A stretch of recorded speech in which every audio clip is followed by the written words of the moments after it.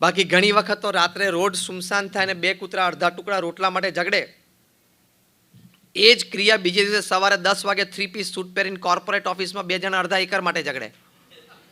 ક્રિયા તો એની જ છે, વૃત્તિ એની જ થઈ. ક્રિયા અને વૃત્તિ એની જ થઈ. ખાલી પેલા રાત્રે કૂતરા ને દિવસે આપણે, એટલો જ ફેર હોય છે. બાકી બધી વૃત્તિ, વિચારધારા, થિંકિંગ, થોટ પ્રોસેસ, એટીટ્યુડ, ઝઘડવાનું એ બધું એ જ થયું. એમાં આપણે કંઈ સુધારો થયો નથી. આપણે માની નહીં લેવાનું કે we are more cultured and we are more modern. ક્યાંથી કલ્ચર ને મોડર્ન? જૂના જમાનામાં લોકોને વસ્ત્ર પહેરવા નહોતા મળતા ત્યારે પથરાથી ઝઘડતા હતા. આપણે અત્યારે બ્રાન્ડેડ કપડાં પહેરીને મિસાઇલ્સથી ઝઘડીએ છીએ. વૃત્તિ તો એની જ રહીને, એમાં ક્યાં તું કલ્ચર થયો?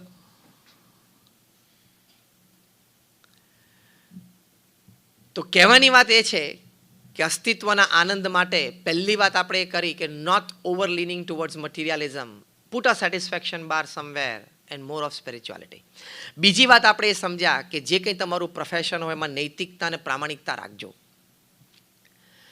પ્રમુખ સ્વામી મહારાજને એક આઈએએસ થનાર યુવાને પૂછ્યું કે જીવનના અંતે મૃત્યુ નિશ્ચિત છે, તો પછી જીવન જીવવાનો હેતુ શું છે? Excellent question. And Pramukh Swami Maharaj, without a second's delay, spontaneously out of his experience and wisdom, Pramukh Swami Maharaj બોલ્યા કે જીવન જીવવાના 5 હેતુ છે. પહેલું બોલ્યા પોતાની સાંસારિક જવાબદારીઓ બરોબર નિભાવવી. બીજું બોલ્યા કે નૈતિક અને પ્રામાણિક પુરુષાર્થ કરવો અને શાસ્ત્ર પ્રમાણે પવિત્ર જીવન જીવવું. ત્રીજી વાત એમણે કરી કે અન્યને મદદરૂપ થવું, પોતાની ક્ષમતા પ્રમાણે અન્યને મદદરૂપ થવું. ચોથી વાત એમણે કરી કે ભગવાન પ્રત્યેની અતૂટ શ્રદ્ધા અને ભક્તિ રાખવા. અને પાંચમી વાત એ કરી કે પોતાના આત્માનું કલ્યાણ કરવું. આ 5 વાત બને તો જીવન તમે જીવ્યા કહેવાય. Only then you lived a human life. If you are not focused on this 5 things, it's a cat life, donkey life and dog life. આ 5 ઉપર ફોકસ ના રહે. પ્રવૃત્તિ બધી કરીએ. તમે કોઈ પણ વ્યવસાયમાં કામ કરો, કોઈ પણ જગ્યાએ દુનિયામાં રહો, your focus must be on this 5 principal points. તો તમે human life ડિગ્નિફાઈડ, human life with morals and સ્પિરિચ્યુઅલ્સ તમે જીવ્યા કહેવાય. તો પોતાની સાંસારિક જવાબદારીઓ બરોબર નિભાવી. જે પહેલી વાત કરી એમાં તો આપણે આ વાત થોડીક સમજ્યા કે પોતાના વ્યવસાયમાં પુરુષાર્થ નૈતિક અને પ્રામાણિક કરવો. બીજી અગત્યની વાત એમાં આવે છે સાંસારિક જવાબદારીઓ બરોબર નિભાવવામાં કે આપણે પરિવાર માટે પણ યોગ્ય સમય આપવો. થોડું બેલેન્સથી જીવતા શીખવું. 4 શનિ રવિ કાઢી નાખો મહિનામાંથી, એટલે 24 દિવસ તમારા વર્કિંગ હોય છે. આપણે એક નોર્મલ ગણતરી કરીએ છીએ. 4 વીકેન્ડ્સ તમે કાઢી નાખો ને if you are working 5 day week તો તમારી પાસે 24 દિવસ વર્કિંગ છે. 24માંથી 4 દિવસ તમને રાત્રે 9:30 પછી આવવાની છૂટ, કામ વધારે હતું. બાકીના 20માંથી પણ 4 દિવસ તમને રાત્રે 8:30 પછી ઘરે આવવાની છૂટ, કારણ કે ટ્રાફિક વધારે હતો. બાકીના 16 દિવસ if you cannot come back to your family by 7:30, let me tell you on face that you are a very poor manager of time and work.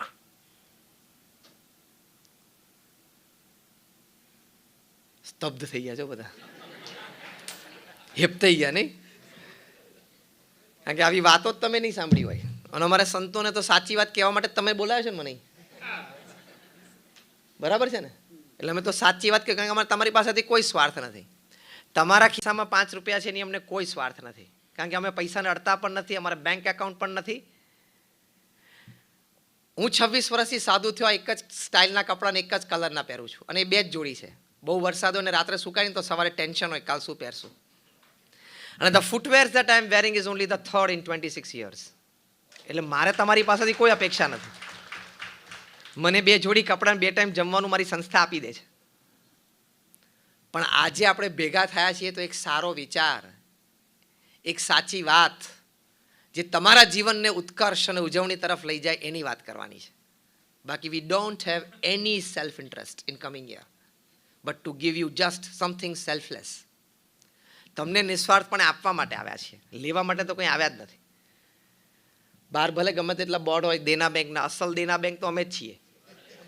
દેના हम देते हैं, सुबह से देते हैं, विचार देते हैं, अच्छी प्रवृत्तियाँ की प्रेरणा देते हैं, अच्छा वर्तन सिखाते हैं. એટલે દેના બેંક તો અમે જ છીએ, વિચાર વર્તન ને પ્રવૃત્તિ તો. What I mean to say is કે if 16 days out of 24 working days, if you cannot come back to your family by 7:30, you are a very poor manager of time and work. દુનિયાના સૌથી ધનાઢ્ય વ્યક્તિ Warren buffet રાત્રે સાંજે 6 વાગ્યા પછી pen મૂકીને ઊભા થઈ જાય છે. એમને કહ્યું કે from morning 9 to 6 I am a businessman, સાંજે 6 to 9 I am a family man, અને રાત્રે 9 થી 10:30 હું એક સ્પિરિચ્યુઅલ એન્ટિટી છું. તે રાત્રે સાંજે 6 વાગે રોજ ઓફિસમાંથી ઊભા થઈ જ જાય છે. એને તમારા લોકો કરતાં જરા ઓછું કામ રહેતું હશે નહીં?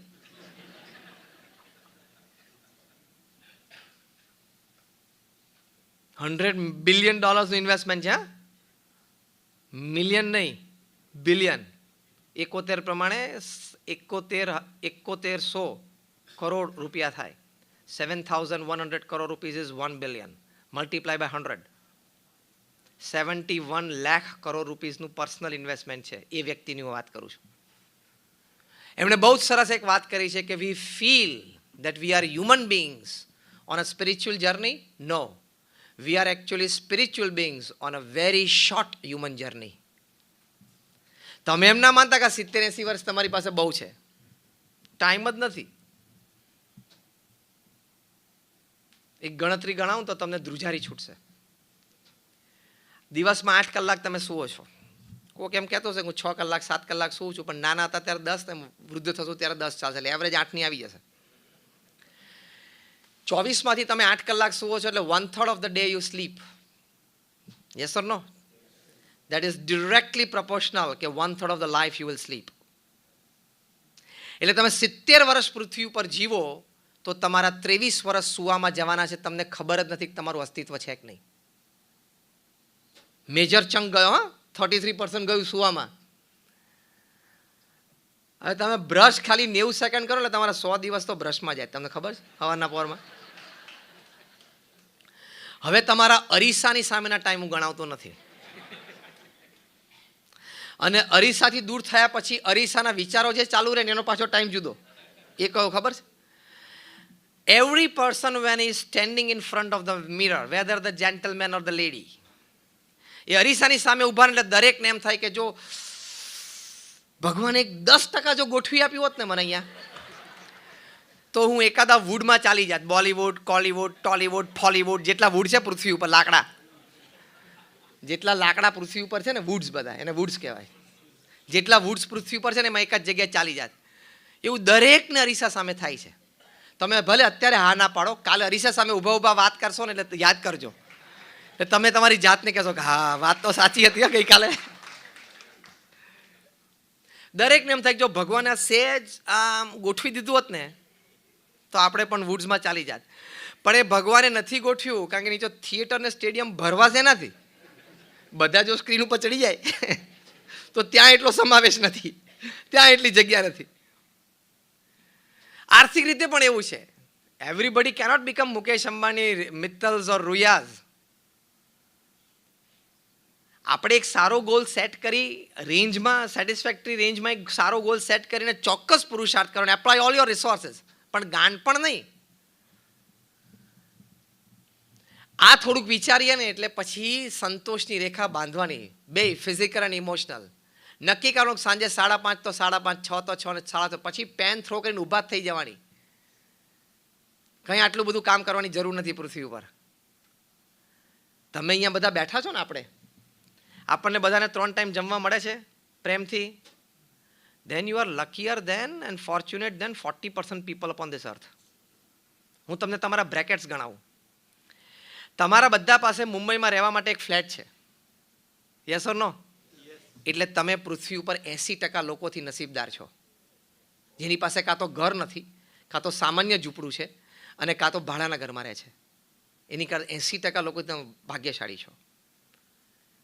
તમારી પાસે હેલ્થ કેરની વ્યવસ્થા છે એટલે you are luckier than 90% people upon this earth who does not have a personal capacity for a good health care of him or his family. તમારી પાસે ઇન્સ્યોરન્સ છે એટલે તમે બહુ ભાગ્યશાળી છો. In short, if I give you the entire list, આપણે જે અહીંયા બેઠા છે ને, we are luckier than 98.5% people upon this earth. આ મેં 2-3 વસ્તુ ગણાવીને એમાં તમે 90% ક્રોસ કરી ગયા. તો તમે દુનિયાના 7 અબજની વસ્તીમાં 1.5%ના બ્રેકેટમાં તો આવી ગયા છો. પછી રોજ સવાર ઉઠીને અંતિલિયામાં જેનું કામ રડો છો? પછી રોજ અવાર ઉઠીને મુકેશ અંબાણીનો 40 માળનો 27 માળનો બંગલો જો આમ થઈ જાય. કારણ કે અહીંયા ક્લેરિટી નથી, અહીંયા ક્લેરિટી નથી વિચારની, એટલા માટે. એટલે you R already in the 1.5% bracket of the world, top 5, top 1.5. 98.5% people કરતાં આપણે બધા સુખી છીએ. પછી તો સંતોષ માનો, પછી તો ભગવાનનો આભાર માનો.